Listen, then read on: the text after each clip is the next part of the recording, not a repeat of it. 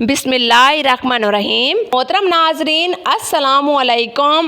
محترم ناظرین کو واقعات کی دنیا میں خوش آمدید۔ محترم ناظرین، آج ہم آپ کو اردو کے پردے کے حوالے سے بہت ہی خوبصورت واقعہ بیان کریں گے۔ واقعے کو سننے کے لیے ہمارے ساتھ جڑے رہیں۔ ہمارے چینل کو سبسکرائب کرنا مت بھولیے گا۔ محترم ناظرین، ہمیں ڈھانپ کے وہی رکھنا چاہتا ہے جس کے لیے ہم بہت قیمتی ہوتی ہیں، چاہے وہ ہمارا رب ہو یا پھر کوئی انسان۔ رسول صلی اللہ علیہ وسلم کا فرمان ہے، عورت یعنی چھپانے کی چیز ہے، جب وہ نکلتی ہے تو اسے شیطان جھانک کر دیکھتا ہے۔ حضرت خدیجہ صلوات اللہ علیہا نے ارشاد فرمایا، عورت کے لیے بہترین زیور پردہ ہے۔ پردے دار عورتیں جنت میں میری بیٹی فاطمہ الزہرا صلوات اللہ علیہا کے ساتھ ہوں گی۔ حجاب عورت کی پاک دامنی کا تاج ہے۔ عورت کی خوبصورتی حیا میں ہے، عورت کی عزت اور وقار پاک دامنی میں ہے، عورت کا رتبہ بلند اخلاق کی وجہ سے ہے، عورت کا تحفظ پردے میں ہے۔ نبی کریم صلی اللہ علیہ وسلم نے فرمایا، عورت پردے میں رہنے کی چیز ہے۔ چنانچہ جب کوئی عورت اپنے پردے سے باہر نکلتی ہے تو شیطان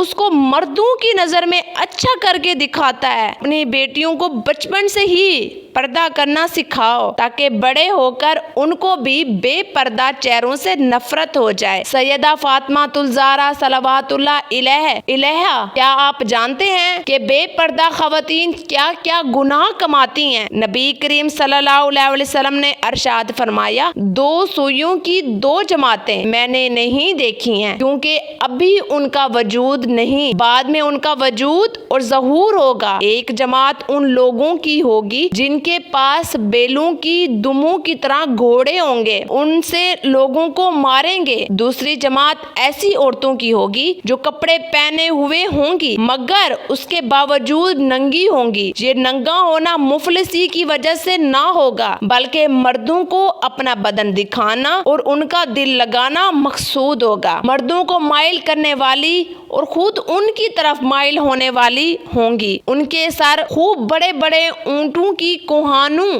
کی طرح ہوں گے جو جھکے ہوئے ہوں گے، یعنی دل لبانے کا دوسرا طریقہ یہ اختیار کریں گی کہ اپنے سروں کو جو دوپٹوں سے خالی رکھیں گی مٹکا کر چلیں گی، جس طرح اونٹ کی کوہان تیز رفتار کی وجہ سے زمین کی طرف جھکتی ہے۔ یہ عورت جنت میں داخل نہ ہوں گی اور نہ اس کی خوشبو سونگیں گی۔ صحیح مسلم ترغیب میں ہے، جنت کی خوشبو 100 برس کی مسواک سے سونگی جاتی ہے۔ نبی کریم صلی اللہ علیہ وسلم نے ارشاد فرمایا، ایسی ہی عورتیں جو کپڑے پہنے ہوئے ہوں گی اور سر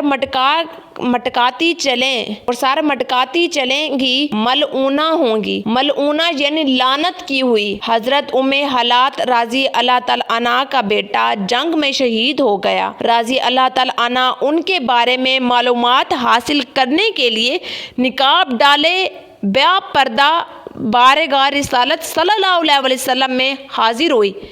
اس پر کسی نے حیرت سے کہا، اس وقت بھی آپ نے نقاب ڈال رکھا ہے؟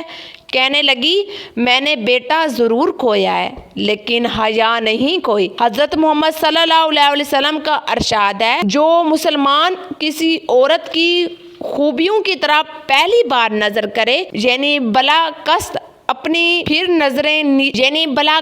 پھر اپنی آنکھیں نیچی کر لے، اللہ تعالیٰ اسے ایسی عبادت عطا فرمائے گا جس کی وہ لذت پائے گا۔ حضرت ام سلمہ رضی اللہ تعالیٰ عنہا بیان فرماتی ہیں، کریم صلی اللہ علیہ وسلم کے پاس بیٹھی ہوئی تھی، آپ صلی اللہ علیہ وسلم کے پاس حضرت میمونہ رضی اللہ تعالیٰ عنہا بھی بیٹھی ہوئی تھی۔ بس اتنے میں نبینا صحابی ابن ام مکتوم آ گئے اور یہ ہمیں پردے کا حکم دے جانے کے بعد کا واقعہ ہے۔ تو نبی کریم صلی اللہ علیہ وسلم نے ارشاد فرمایا، تم دونوں اس سے پردہ کرو۔ ہم نے عرض کیا، اے اللہ کے رسول، کیا وہ نبینا نہیں ہیں؟ نہ وہ ہمیں دیکھتے ہیں نہ وہ ہمیں پہچانتے ہیں۔